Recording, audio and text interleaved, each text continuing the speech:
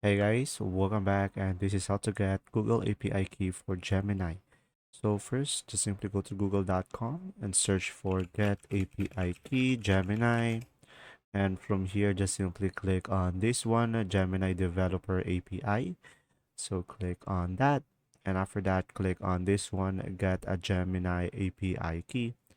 And from here just simply click on get API key over here. And after that, just simply check these two boxes, or you can just simply check this one and you can just simply click on I accept. And after that, you should be able to see here, create API key. And after that, it will generate an API key for you, and you should be able to get your Google API key.